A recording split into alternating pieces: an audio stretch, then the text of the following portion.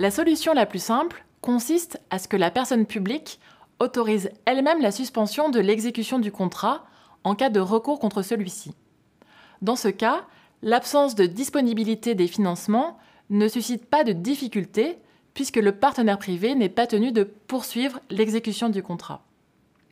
Toutefois, cette solution n'est pas optimale car elle condamne peu ou prou un projet en raison de l'exercice d'un recours alors même que ce dernier peut être irrecevable ou dénué de fondement.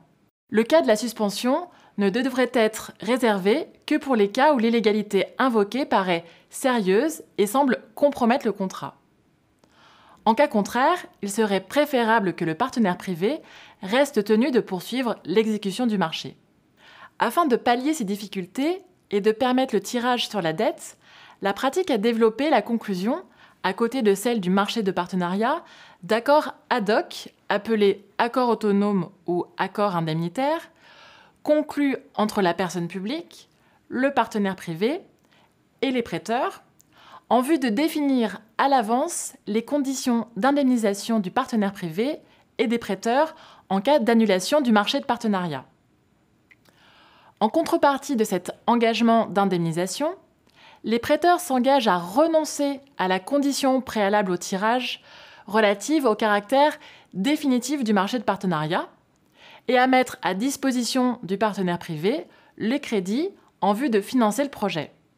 La légalité de l'accord autonome et son indépendance par rapport au marché de partenariat auquel il se rapporte ont suscité des débats. La question a été tranchée par le tribunal administratif de Bordeaux, puis par la Cour administrative de Bordeaux et enfin par le Conseil d'État dans un arrêt du 11 mai 2016, M. Rouvert, au sujet de l'accord autonome conclu dans le cadre du contrat de partenariat relatif à la construction du nouveau stade de Bordeaux. En premier lieu, il a été affirmé que l'accord autonome était bien distinct du contrat de partenariat et que la nullité du second n'entraînait pas celle du premier. Les parties peuvent donc légalement s'entendre à l'avance sur les modalités d'un règlement d'indemnisation en cas d'annulation contentieuse d'un contrat. L'accord autonome revêt en réalité un caractère transactionnel, pratique tout à fait légale et encouragée, voire notamment la circulaire du 6 avril 2011 relative au développement du recours à la transaction pour régler amiablement les conflits, et la circulaire du 7 septembre 2009 relative au recours à la transaction pour la prévention et le règlement des litiges portant sur l'exécution des contrats de la commande publique. Il résulte de la circulaire du 7 septembre 2009 précitée que la transaction est destinée autant à prévenir les litiges pouvant naître d'un contrat qu'à régler ceux déjà nés par la voie non contentieuse. L'accord autonome s'inscrit pleinement dans cette logique préventive. Dès lors, les seules exigences qui s'imposeraient à l'accord autonome seraient celles de la transaction, à savoir un objet licite, des concessions réciproques, l'absence de libéralité et l'absence de méconnaissance d'autres règles d'ordre public. Ainsi, le juge administratif a d'abord estimé que l'objet de l'accord autonome était licite, notamment en ce qu'il ne portait pas atteinte au caractère effectif des recours.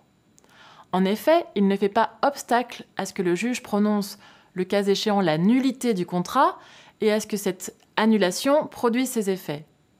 Il aménage uniquement les modalités de l'annulation en permettant aux parties d'en anticiper les conséquences. En outre, le juge a affirmé que l'accord autonome contenait bien des concessions réciproques entre les parties. Paiement d'une indemnité pour la personne publique et poursuite du contrat par le partenaire privé et levée de toute condition préalable au tirage liée au caractère définitif du contrat pour les banques.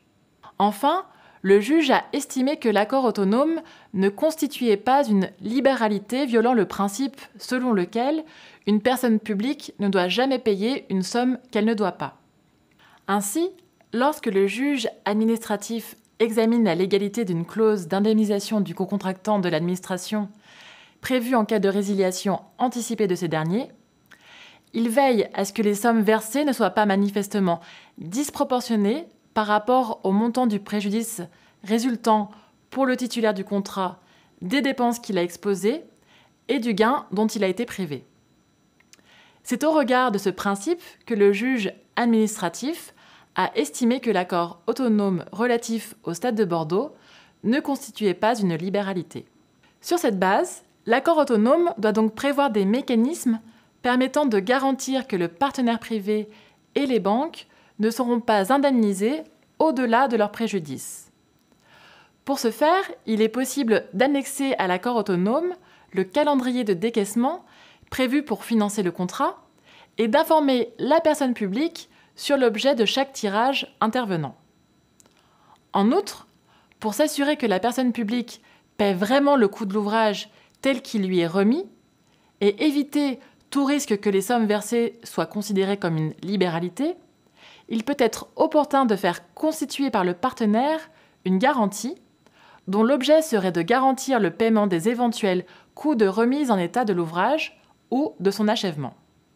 La principale limite au mécanisme des accords autonomes est qu'ils constituent également des contrats administratifs et qu'ils sont eux-mêmes susceptibles d'être attaqués. Dans ce cas, et pour les mêmes raisons que celles précédemment évoquées, les parties ne sont pas certaines d'être indemnisées de l'ensemble de leurs préjudices. C'est la raison pour laquelle les prêteurs, s'ils renoncent à conditionner les tirages sur la dette au caractère définitif du marché de partenariat, maintiennent une condition préalable au tirage relative à la purge de l'accord autonome. L'efficacité de cet outil est donc discutable puisqu'il perd lui aussi tout son intérêt s'il est attaqué. Pour apporter une solution aux difficultés liées au risque d'annulation, l'ordonnance du 23 juillet 2015 prévoit les modalités d'indemnisation du partenaire privé en cas d'annulation du marché de partenariat. Le gouvernement a décidé de s'emparer de ce sujet et de régler les questions des recours qui prenaient une place jugée déraisonnable dans les phases de mise au point du contrat. Ainsi, l'article 89 de l'ordonnance du 23 juillet 2015 prévoit les conditions sous lesquelles le titulaire d'un marché de partenariat peut être indemnisé en cas d'annulation de ce contrat. Le but est donc d'offrir aux opérateurs et à leurs banques la certitude de récupérer l'ensemble des sommes dépensées au titre du projet en cas d'annulation du contrat. Les commentaires suivants peuvent être formulés à l'égard de cette clause. D'une part, elle tente de définir ce à quoi le partenaire privé a droit en cas d'annulation du contrat. Cette disposition a bien évidemment pour objet de conforter les banques sur le fait qu'elles seront bien indemnisées en cas de disparition rétroactive du marché de partenariat et que cette indemnisation comportera bien les frais financiers. D'autre part, elle prévoit le formalisme à respecter pour que ces frais liés au financement soient effectivement pris en compte dans le montant de l'indemnité. Ainsi, il est exigé, pour des raisons de transparence et de bonne information de la personne publique, que les principales caractéristiques des financements mis en place soient annexées au contrat. Enfin, elle instaure un mécanisme de divisibilité de la clause qui prévoit dans le contrat les modalités de l'indemnisation à verser au co-contractant en cas d'annulation du contrat. Ce mécanisme vient contrecarrer les effets de la nullité qui anéantit toutes les clauses du contrat et font obstacle à son application. À ce jour, ce dispositif n'a pas encore été soumis à l'examen du juge administratif. Et certains ont pu formuler des doutes sur son efficacité, notamment pour les raisons suivantes. En premier lieu, s'agissant de la détermination du montant de l'indemnité, il est précisé que cette dernière comprend, je cite, « les dépenses engagées par le partenaire privé conformément au contrat, sous réserve cependant que celles-ci aient été utiles à l'acheteur ». L'exigence que les dépenses engagées, alors même qu'elles le seraient conformément au contrat, doivent en plus démontrer de leur utilité, renvoie directement à la jurisprudence relative à la théorie de l'enrichissement sans cause et à ses atermoiements, et elle redonne exactement le même pouvoir d'appréciation au juge sur ce qui a été utile ou ne l'a pas été à l'acheteur. La rédaction proposée n'offre donc pas toute la sécurité juridique attendue par les acteurs du marché. En conséquence, il nous semble que les clauses du marché de partenariat qui prévoit les conditions d'indemnisation devront anticiper ces difficultés et devront prévoir, à l'instar des accords autonomes, des mécanismes permettant à l'acheteur de connaître l'usage fait des sommes engagées et de reconnaître leur utilité au projet. Par ailleurs, on peut s'interroger sur l'efficacité du mécanisme de divisibilité de la clause d'indemnisation.